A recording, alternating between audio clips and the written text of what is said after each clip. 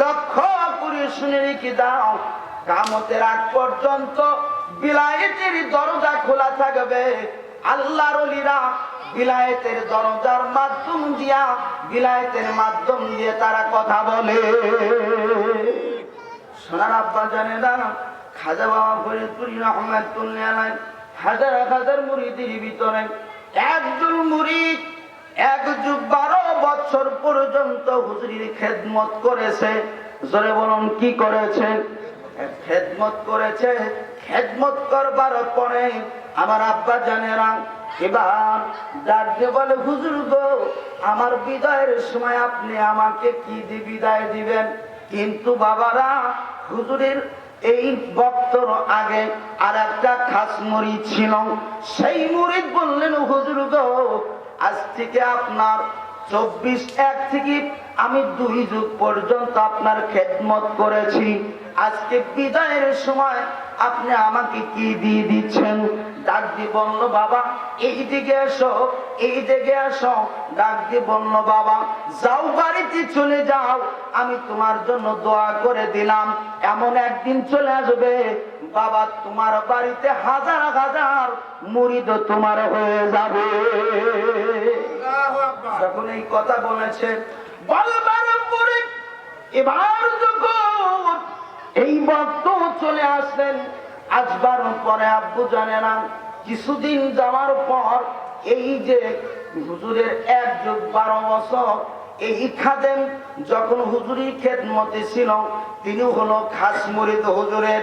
উনি হুজুরের খাস মুরিদ আছে। একটা ক্লাসের ভিতরে আব্বা জানেরা 100 জন যদি ছাত্র থাকে, সব ছাত্রই কি আপনার বন্ধুরে, সব ছাত্রই কি আপনার পাস করতে পারে? এর ভিতরে কি ফেল নাই রে বাবা? জরে কোন ফেল আছে না নাই? এর মধ্যে ফেল অথবা পাস আছে। এবার এই মুরিদকে বলল, হুজুর 1 যুগ 12 বছর আপনার খেদমতে আমি সময় দিয়ে দিলাম, আমার সময় চলে গেল। আজকে বিদায় দিচ্ছেন, বিদায়ের মুহূর্তে আপনি আমাকে কি দিয়ে বিদায় দিচ্ছেন? ডাক দিয়ে বলল, বাবা এইদিকে এসো, এইদিকে এসো। বলল, বাবা তোমাকে বিদায়ের সময় আমার পা থেকে একটা জুতা, 1 জোড়া পুরাতন জুতা তোমাকে দিয়ে দিলাম। এই জুতাটা নিয়ে তুমি চলে যাও। এবার মুরিদের মন দুর্বল হয়ে গেল। আমি 1 যুগ 12 বছর হুজুরের এখানে আমি ছিলাম, না জানি আমার এর চাইতে বড় দামি জিনিস আমাকে দিবে। কিন্তু না না না না না, সাধারণ 1 জোড়া জুতা আমাকে তিনি দিলেন। এই জুতা নিয়ে আমি কি করব? এই জুতা নিয়ে আমার কোনো উপকার আসবে না, এই জুতা নিয়ে আমার কোনো উপকারে আসবে না। এবার রাস্তা দিয়ে হাঁটি হাঁটি পা পা করে যায়। যাওয়ার পরে ওই যে বাবারা 2 যুগ পর্যন্ত যে মুরিদটা হুজুরের খেদমতে ছিল, ওই মুরিদের সঙ্গে যখন সাক্ষাৎ হয়ে গেল, ডাকতে বলে, ভাই গো, আপনি হুজুরের দরবার থেকে আসছেন, আপনার মনটা দুর্বল, আপনার মনটা কেন এত দুর্বল দেখা যায়? ডাকতে বলতেছি, ভাই জানি এই কারণে আমার মনটা দুর্বল। এবার বলছে, দুর্বলের কথাটা পরে শুনবো। আপনি আমার বাড়িতে আসেন, আপনাকে মেহমানদারির দাওয়াত আপনি গ্রহণ করুন। এবার তাকে দাওয়াতে নিয়ে যাওয়া হলো। দাওয়াতে নিয়ে যাওয়ার পর এবার মুরিদ ভাইকে তার বাড়িতে যখন নিয়ে গেলেন, মেহমানদারি করতে গিয়ে বলছেন, ভাই বলেন তো দেখি, আপনার মন এত দুর্বল কেন? আপনার মন এত ভেঙে গেছে কেন? একটু খুলে বলুন। বলে, হুজুর ভাইজান, আপনিও যে পীরের মুরিদ, আমিও সেই পীরের মুরিদ, খাজা বাবা ফরিদপুরি শাহ রহমাতুল্লাহ আলাইহি মুরিদ আপনিও এবং আমি। কিন্তু আপনাকে কি দিয়েছে হুজুর? তিনি বললেন, হুজুর আমাকে যা দিয়েছে আলহামদুলিল্লাহ।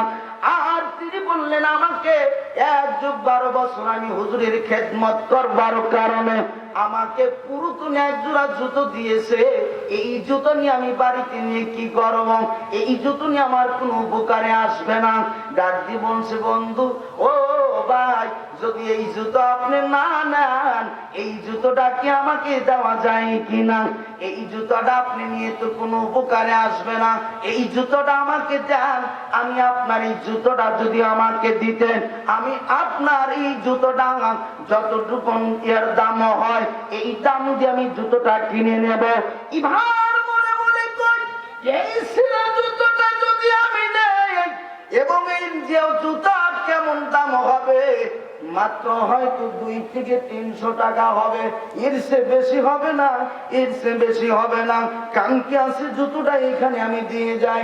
হুজুরের খাস মুরিদ তিনি বললেন, ভাই আমার কাছে কিছু টাকা আছে, এই টাকাটা আপনাকে আমি দিচ্ছি। তিনি বললেন, অনেক টাকার মানুষ, অনেক টাকার মানুষ। ডাক দিয়ে বললেন, ভাই আপনি যে পীরের মুরিদ, আমি সেই পীরের মুরিদ, আপনাকে আমি কিছু সামান্য কিছু দিলাম। বললেন, এবার সম্মুখে যখন টাকাটা নিয়ে আসা হলো, টাকাটা নিয়ে আসার পরে তিনি টাকা গুনে দেখতে পাইলেন, যে টাকাটা তিনি গুনলেন, গুনার উপরে তিনি বললেন, ভাইজান এই জুতার দাম এত হতে পারে না, এই জুতার দাম এত হতে পারে না। বলল, ভাইজান জুতোর দাম এত হতে পারে না, ঠিক আছে, কিন্তু আমি তোমাকে দিলাম আমার মুরিদ ভাই হিসেবে, তুমি গ্রহণ করে নাও। কিন্তু ভাই তুমি নিজভাবে তোমার নিজ গন্তব্যে কেমনে যাইবা, তোমার নিরাপত্তার জন্য আমি তোমার জন্য আমার সেনাপতি যারা আছে তাদেরকে কিছু লোক তোমার সাথে পাঠায়া দেই। ও ভাই, তোমার বাড়িতে ঘর বাড়ি করবার জন্য যা টাকার প্রয়োজন আমি দিয়ে দিলাম, এবং কিছু সম্পদ করবা, সে সম্পদ করার জন্য সে টাকাও পর্যন্ত আমি দিয়ে দিলাম। এবার যখন মুরিদের মনটা খুশি খুশি হয়ে গেল, সামান্য জুতাটা আমি নিয়ে কি করব, এই জুতা নিয়ে আমার কোনো কাজে আসবে না, কিন্তু আমার সালেক ভাই যখন এই জুতাটা নিয়ে নিয়েছে, আমার সালেক ভাই আমাকে যে পরিমাণ টাকা দিয়েছে, আমার বাড়িতে বিল্ডিং তৈরি হবে এবং আমি 50-60 বিঘে জমির মালিক হয়ে যাব। এবার নিরাপদে আমার গন্তব্যে যখন পৌঁছায়া দিলাম, এবং এই টাকা দিয়ে আমি সুন্দর করে বাগ বাগিচা তৈরি করলাম, আমি অনেক সম্পদ করলাম। সম্পদ করবার পরে এবার মুরিদ ভাই ডাক দিয়ে কয়, হায় রে, 1 বছর 2 বছর চলে যায়, 1 যুগ 12 বছর যখন অতিবাহিত হয়ে গেল, মনে মনে চিন্তা করলেন, হায় রে, আমার বাড়ির কাছ থেকে আমি যে টাকাগুলো নিয়ে আসলাম, আমি এত সুন্দর ঘর করেছি, এত সম্পদ করলাম, কিন্তু আমার ভাইয়ের একটু খবর নেওয়ার জন্য আমি একটু যাই, আমার ভাইয়ের খবরটা নেওয়ার জন্য একটু যাই, তার সঙ্গে একটু সাক্ষাৎ করে আসি।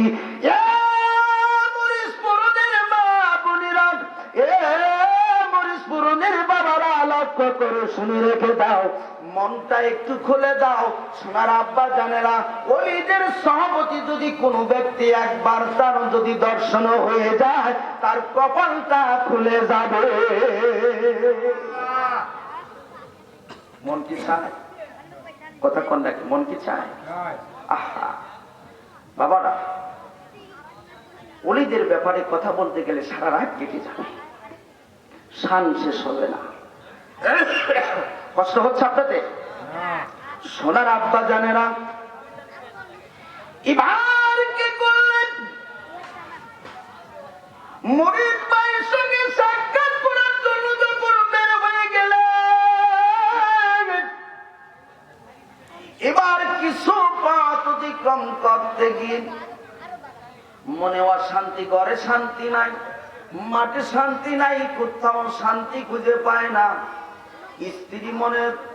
স্ত্রী মন থেকে আদর করে না, ছেলে মেয়েরাও আমার কোনো আদর করে না, রাতের রাত যায়, দিনের দিন যায়, ঘুম হারাম হয়ে গেল, শান্তি বলতে কোথাও খুঁজে পায় না।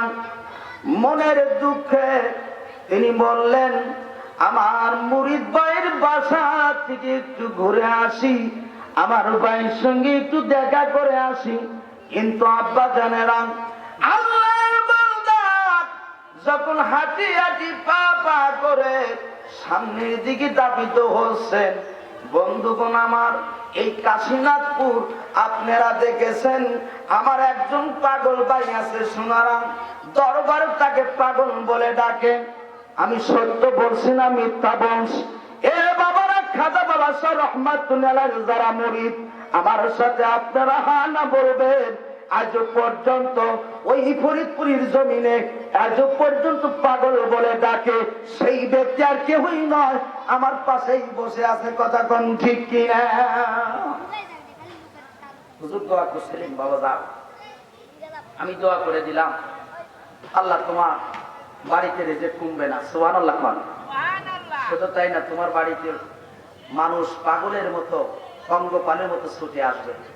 আপনারা দেখেছেন আমার ভাইজানের বাসায় প্রত্যেক মাসে হিজবুল্লাহ হয়, মাসিক মাহফিল হয়, মানুষকে ডাকা লাগে না। হ্যাঁ, যেখানে যে ফুলে মধু আছে সেখানে মাছি ভিনভিন করে কিনা? হুজুর বলেন বেটা যা, আমি তোর জন্য দোয়া করলাম, তোর 5 মানুষ বেবুল করবে। আমি সত্য বলছি না মিথ্যা বলছি? কথা কর না কেন? সোনার আব্বা জানেরা, আমি ওই দিকে একটু পরে আসতেছি। এই দিকে বাবারা কি ঘটনা ঘটে গেল মনে আছে কিনা আব্বা জানেরা? আলোচনা অনেক লম্বা হতে যাচ্ছে, আমি আপনাদের খেদমতে আওয়াজ করে বলি। এবার তুব্বার কথা কি মনে আছে আব্বা জানেরা? মনে আছে। এবার তুব্বা নসিহত করলেন, ছেলেদের কাছে নসিহত করে দিলেন, আমি যদি দুনিয়া থেকে বিদায় হয়ে যাই, আমি যদি দুনিয়া থেকে যদি চলে যাই, যাওয়ার পরে এই সিটিটা তুমি সংরক্ষণ করে রেখে দিও। আখিরি জামানার নবী মুহাম্মদুর রাসূলুল্লাহ সকলেই পড়ি সাল্লাল্লাহু আলাইহি ওয়াসাল্লাম, আল্লাহর নবী যদি আসে রে, তাহলে আমার নবীজির কাছে চিঠিটা বের করে দিও। সোনার আব্বা জানেরা, আল্লাহর হাবিব সাল্লাল্লাহু আলাইহি সাল্লাম পৃথিবীতে আসবার পরে, ও বাবারা, এই মাসটা কিসের মাস? কথা বলে, শাবানের মাস। এরপরে সামনে রমাদান, 14ই শাবান। বাবারা, দিনগত রাত হলো 15 রাত। একটা বিশ্লেষণ, একটা ওয়াকিয়া আপনাদের কাছে বুখারীর থেকে বর্ণনাটা দিয়ে যায়।